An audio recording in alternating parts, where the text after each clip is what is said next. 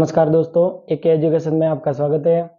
जैसा अपन पढ़ रहे थे कक्षा 10 का साइंस का चैप्टर नंबर 4 कार्बनिक यौगिकों का वर्गीकरण वगैरह कुछ है, जो नाम वगैरह है वो। तो आज अपन देखेंगे कार्बनिक यौगिकों के रासायनिक गुणधर्म। ठीक है, पाठ का नाम था कार्बन तथा उसके यौगिक। उसके अंतर्गत अब आज अपन देखेंगे कार्बनिक यौगिकों के रासायनिक गुणधर्म। अब कार्बनिक यौगिक में आपने पढ़ा था हाइड्रोकार्बन। हाइड्रोकार्बन में जिसमें कार्बन प्लस हाइड्रोजन दोनों होती है वो क्या होती है? Hydrocarbon. Methane, ethane, propane, butane, pentane, hexane, 6 नाम आपने जो पढ़े थे। उसके बाद जो अनुलग्न में लगाकर जो नाम पढ़े थे क्लोरो, प्रोपेन, क्लोरो, ब्यूटेन वगैरह, ये सारी चीजें आपने अपने वीडियो में देख लिए। अगर आपको नाम लिखना वगैरह नहीं आता है तो आप पिछले वीडियो में जाकर देख सकते हैं। ठीक है, वीडियो अपने यूट्यूब चैनल पर सारे वीडियो उपलब्ध है नामकरण करने के लिए। ठीक है, अब आता है आपका कार्बनिक यौगिकों के रासायनिक गुणधर्म। अब कार्बनिक यौगिक कौन से रासायनिक गुणधर्म दर्शाता है? ठीक है, तो पहला है दहन का। क्या है? दहन। दहन का मतलब होता है जलना। किसी वस्तु का ज्वलन, किसी वस्तु का जलना क्या कहलाएगा? दहन कहलाएगा। तो कार्बनिक यौगिक भी दहन दर्शाते हैं। देखते हो, जैसे कार्बन है, कार्बन को ऑक्सीजन के साथ जलाया तो क्या बन जाएगा? CO2 बन जाएगा। और साथ में क्या निकलेगी? कार्बन को जला दिया तो क्या निकलेगी? उष्मा निकलेगी। क्या निकलेगी? उष्मा। ठीक है, उष्मा व प्रकाश निकलेगा। ठीक है, इसी प्रकार जैसे कार्बनिक यौगिक ले लेता हूं मैं CH4। CH4 का क्या नाम है? सारणी में देकर आप बता सकते हो। एक कार्बन है, चारों तरफ हाइड्रोजन है, 4 हाइड्रोजन एकल बंध के द्वारा बने हुए, इसलिए इसका नाम क्या होगा? मेथेन नाम होगा। मेथेन को यदि मैं ऑक्सीजन के साथ जला देता हूं तब क्या बन जाएगा? CO2 बन जाएगा। CO2 प्लस H2O, और क्या निकलेगी? उष्मा प्लस प्रकाश। तो पहला क्या कार्बनिक यौगिक का पहला रासायनिक गुणधर्म क्या है? पहला ये है कार्बनिक यौगिक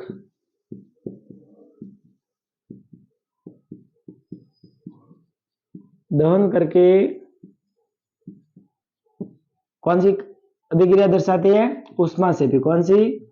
उष्मा सेपी अभिक्रिया दर्शाते हैं।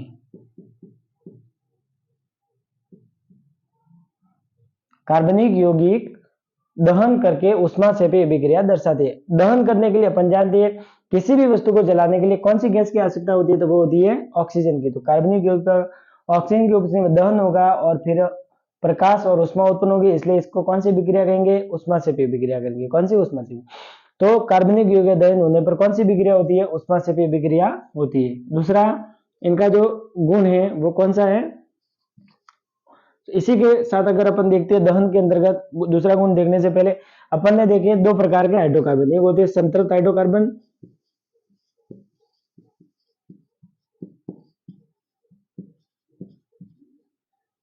एक कौन से देखे? असंतृप्त हाइड्रोकार्बन।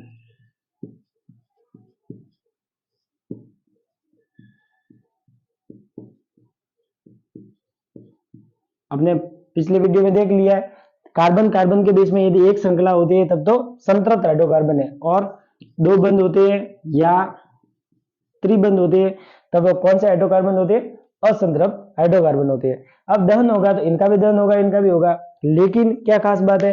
संतृप्त हाइड्रोकार्बन का पूर्ण दहन होता है। कैसा दहन होता है? पूर्ण रूप से दहन हो जाता है तथा किसी प्रकार के प्रदूषण उत्पन्न नहीं होते। किसी प्रकार के मतलब कजली का निर्माण नहीं होगा। ठीक है, अपनी किताब में दिया हुआ कजली का मतलब कार्बन का निर्माण, जो पीछे जो अपशिष्ट बचेगा उसका निर्माण नहीं होगा, पूर्ण रूप से दहन हो जाएगा।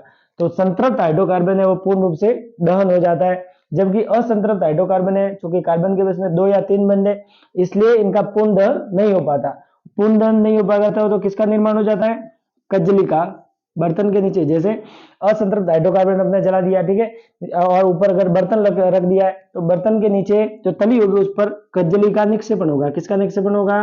कजली का। ठीक है, लेकिन संतृप्त हाइड्रोकार्बन को जलाओगे आप और बर्तन उसके ऊपर रखोगे तो किसी भी प्रकार की कजली का निर्माण नहीं होगा।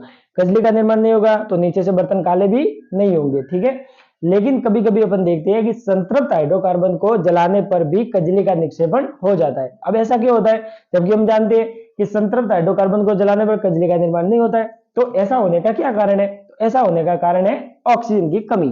क्योंकि अपन जानते हैं कि किसी भी वस्तु को जलाने के लिए ऑक्सीजन की आवश्यकता होती है, लेकिन यदि आप संतृप्त हाइड्रोकार्बन को जला रहे हो और उसको जलाने पर कजली का निर्माण भी हो रहा है, तो इसका क्या कारण हो सकता है? इसका कारण है कि संतृप्त हाइड्रोकार्बन को जलने के लिए पर्याप्त मात्रा में ऑक्सीजन नहीं मिल रही है। जब पर्याप्त मात्रा में ऑक्सीजन नहीं मिलेगी तो संतृप्त हाइड्रोकार्बन है वो भी पूर्ण रूप से दहन नहीं होगा, और जब पूर्ण रूप से दहन नहीं होगा तो बर्तन के नीचे किसका निर्माण हो जाएगा? कजली का निर्माण हो जाएगा। आपने देखा होगा जैसे अपने गैस स्टोव है उसके ऊपर जो रखने वाला स्टोव के ऊपर वाला भाग होता है, आप देखना उसमें छोटे छोटे छिद्र होते हैं। वो छिद्र किसके लिए होते हैं? ऑक्सीजन की आपूर्ति के लिए, ठीक है। कभी कभी क्या होता है उस छिद्रों में कचरा वगैरह भर जाता है, वो छिद्र भर जाते हैं और भर जाने पर ऑक्सीजन की आपूर्ति वो सीमित हो जाएगी। जब ऑक्सीजन की आपूर्ति सीमित हो जाएगी तो अपने जो एलपीजी गैस होती है वो संतृप्त हाइड्रोकार्बन है, तो उसकी ऑक्सीजन की आपूर्ति सीमित हो गई तो फिर क्या हो जाएगा? संतृप्त हाइड्रोकार्बन का पूर्ण रूप से दहन नहीं होगा, तो अपन उसके ऊपर जो भी बर्तन रखेंगे, ठीक है, वो बर्तन के नीचे किसका निर्माण हो जाएगा? कजली का निर्माण हो जाएगा, ठीक है। तो ऑक्सीजन की आपूर्ति कम होने पर संतृप्त हाइड्रोकार्बन है वो भी कजली का निक्षेपण करते हैं, ठीक है। अब आपने दो प्रकार की गैसें देखी, एक देखिए सीएनजी और एक देखिए एलपीजी, ठीक है। तो सीएनजी का घटक क्या होता है, एलपीजी का घटक क्या होता है? तो सीएनजी का घटक होता है वो क्या होता है? CH4, ठीक है। एक ही कार्बन है, चार हाइड्रोजन है, संतृप्त हाइड्रोकार्बन है, पूर्ण रूप से जल जाएगा। किस प्रकार से? पूर्ण रूप से जल जाएगा, और पूर्ण रूप से जलने के कारण किसी भी प्रकार के प्रदूषण का निर्माण नहीं होगा। और एलपीजी के अंदर क्या होता है? प्रोपेन और ब्यूटेन होते हैं। क्या क्या होते हैं? प्रोपेन और ब्यूटेन। ये भी संतृप्त हाइड्रोकार्बन है और इनका भी पूर्ण दहन होगा, और इससे भी किसी प्रकार की कजली का निर्माण नहीं होगा, प्रदूषण का निर्माण नहीं होगा।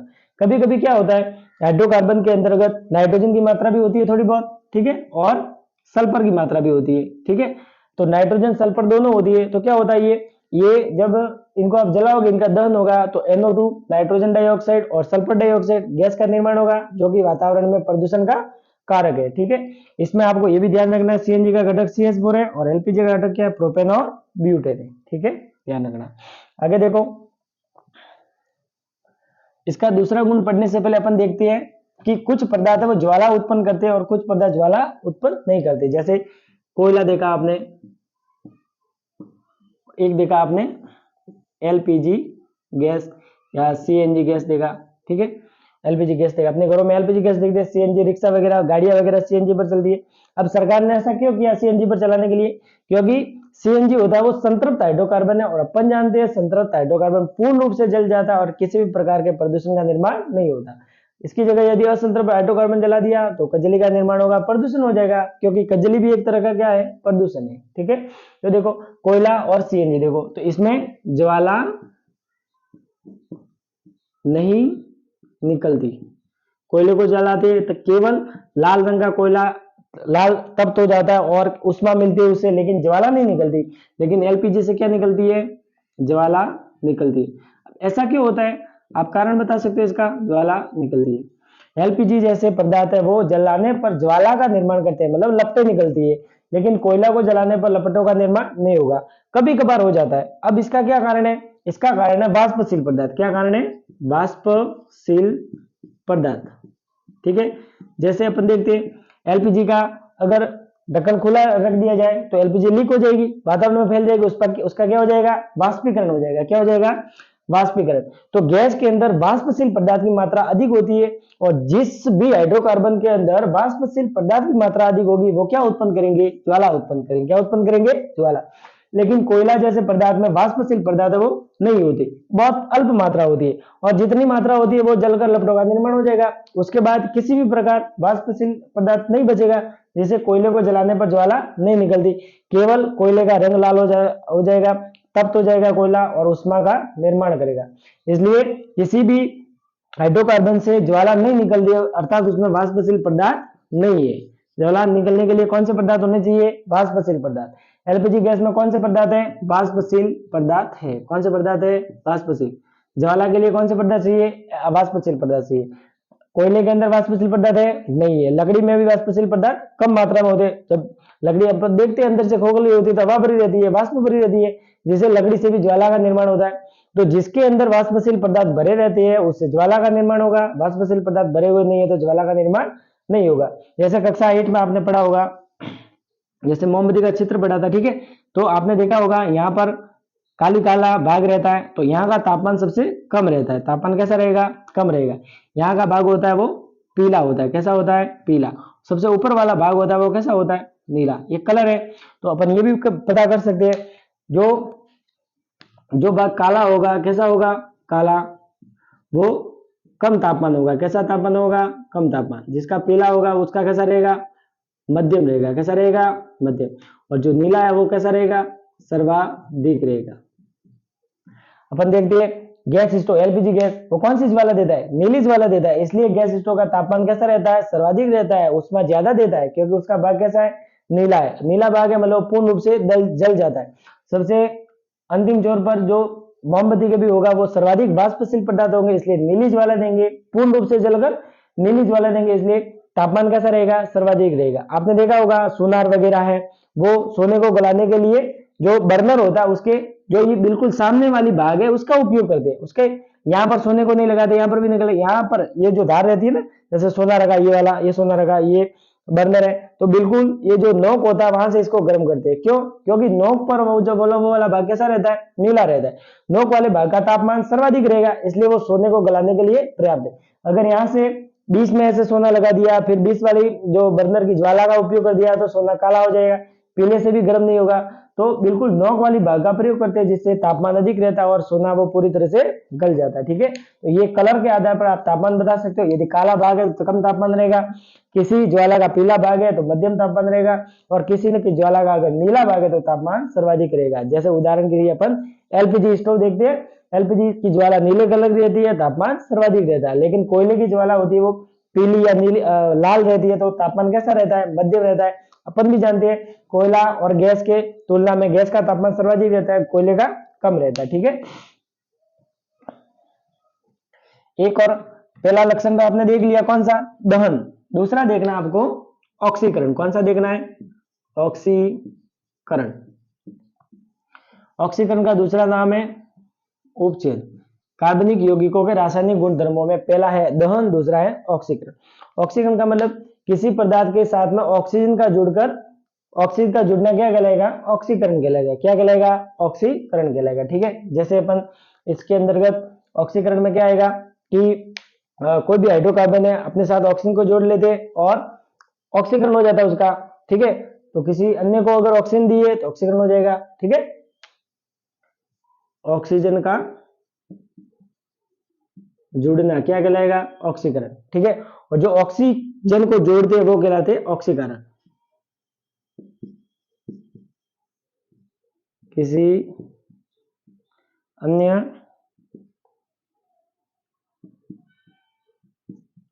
यौगिक को ऑक्सीजन देने वाले तत्व ऑक्सीकारक कहलाते हैं। ठीक है, तो पहले तो दहन दर्शाते हैं, कौन सा, ये हाइड्रोकार्बन दहन की भी क्रिया दर्शाते हैं, दूसरा ऑक्सीकारक की भूमिका निभाते हैं। ठीक है, जैसे एक उदाहरण है CH2 CH3 CH2OH, ये क्या है, अल्कोहल। ठीक है, यहाँ पर KMnO4 या K2Cr2O7 पोटेशियम परमैंगनेट या पोटेशियम डाइक्रोमेट, इसकी उपस्थिति में अगर ये दोनों मिला देंगे तो क्या बन जाएगा, CH3COOH। तो ये भी हाइड्रोकार्बन है, ये भी हाइड्रोकार्बन है। अब देखो ये अल्कोहल है और ये क्या है, एसिटिक अम्ल है।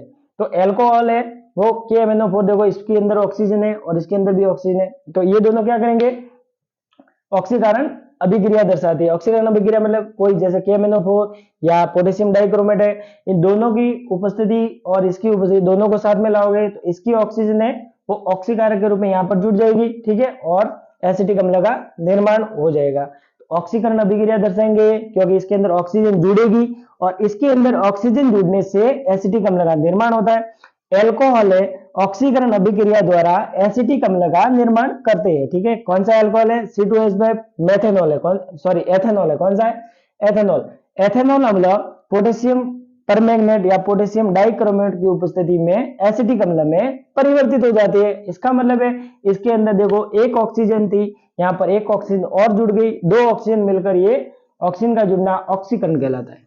ये ऑक्सीकरण। तो क्या कह रहे थे, कार्बनिक यौगिक ऑक्सीकरण अभिक्रिया दर्शाते हैं। अब इसमें ऑक्सीजन को जोड़ने का काम किसने किया है, पोटेशियम परमैंगनेट या पोटेशियम डाइक्रोमेट में। तो इन दोनों को क्या कहा जाएगा, ऑक्सीकारक। क्या कहा जाएगा, ऑक्सीकारक। तो कार्बनिक यौगिक ऑक्सीकरण अभिक्रिया दर्शाते हैं। एल्कोहल एसिटिक अम्ल में परिवर्तित हो जाएगा, किसके कारण, ऑक्सीकरण अभिक्रिया के कारण। ऑक्सीकारक के रूप में कौन होते हैं, पोटेशियम परमैंगनेट या फिर पोटेशियम डाइक्रोमेट। ठीक है, तो दो गुणधर्म आपने पढ़ लिए, दहन और ऑक्सीकरण। कार्बनिक यौगिक दहन अभिक्रिया दर्शाते हैं, और दहन कैसी होती है, उष्मा से भी। दूसरा कौन सा इनका जो वो है गुणधर्म है, वो है कार्बनिक यौगिक ऑक्सीकरण अभिक्रिया दर्शाते हैं। इसमें ऑक्सीकारक के रूप में पोटेशियम परमैंगनेट या फिर पोटेशियम डाइक्रोमेट हो सकता है। ठीक है, एल्कोहल एसिटिक अम्ल में परिवर्तित हो जाएंगे। तो इसी के नेक्स्ट, इसके आगे के जो गुणधर्म है वो नेक्स्ट वीडियो में पढ़ेंगे। धन्यवाद।